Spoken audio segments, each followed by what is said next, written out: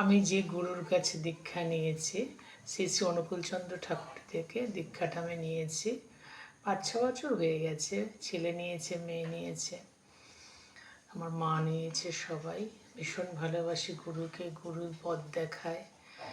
নমস্কার, আজকে একটা গুরু বন্দনা শোনাচ্ছি।